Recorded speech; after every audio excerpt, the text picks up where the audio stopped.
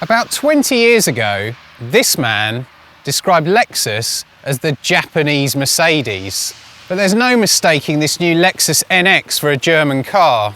These angular headlights and the lines around the wheel arches look like they've been slash cut with a samurai sword. I'm not sure Alan Partridge would like it, but maybe that's a good thing.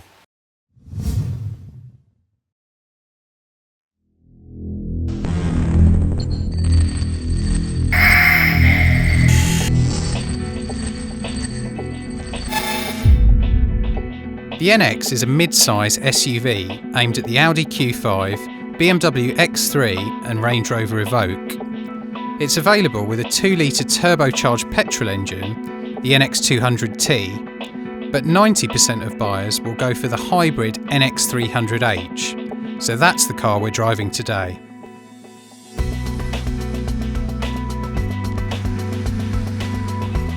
Being a hybrid rather than a diesel is another thing that sets the NX apart from the Germans and most of its other SUV rivals.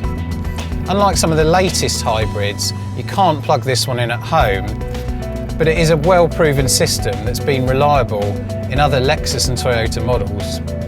With 194 brake horsepower, the 300H hits 62 miles an hour in a steady 9.3 seconds, more than a second adrift of the equivalent BMW X3 20D. But this car is more economical than its Bavarian rival, especially around town.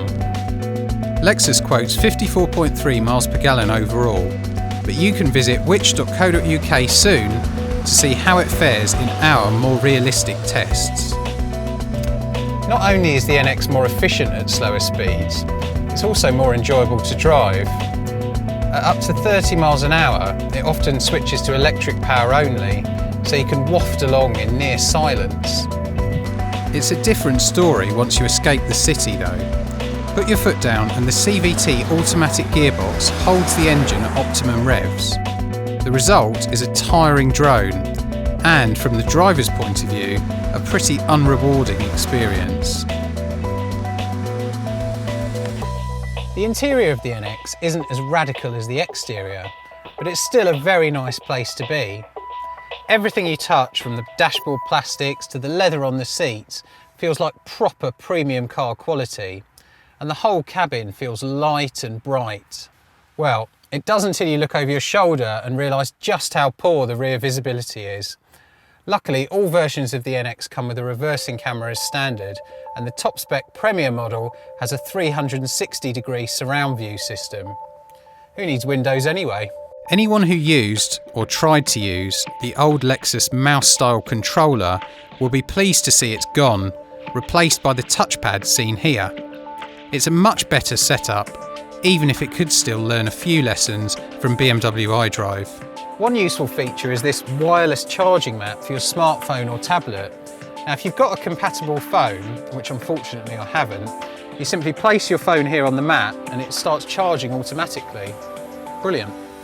There's just about space for 3 adults in the back seat, although headroom is tight for taller adults.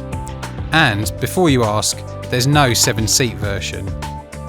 The boot holds a disappointing 475 litres, smaller than any of the rivals mentioned earlier.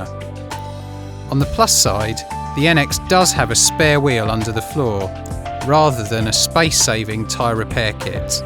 The NX is a sporty looking car, and some of that does translate into the way it drives on roads like these. There's very little body roll in the corners, and plenty of traction from the 4-wheel drive. But the payoff is quite an unsettled ride, especially on this F-Sport version, which has stiffer suspension and bigger 18-inch wheels. Also, much as I like this sporty 3-spoke steering wheel, the steering does feel a bit lifeless and lacking in feedback. It all adds up to a car that doesn't particularly like to be rushed. Better to ease off, recharge your batteries, and recharge those batteries too. So, the Lexus NX isn't a great car to drive, but it should be a great car to own. Lexus scored 5 stars for reliability in the 2014 Which Car survey. Only Honda and Toyota, the parent company of Lexus, managed the same. Far from being a Japanese Mercedes clone, The NX feels like a genuine alternative in its class. It's not perfect, but it's different and desirable. If you like its sharp-edged styling, it's certainly worth considering. No, Alan probably wouldn't approve, but that's okay. He's traded in his Lexus for a Kia. Aha! Click here to read our full first drive of the Lexus NX, watch our video review of the Lexus IS Saloon, and read our top 10 4x4 buying tips.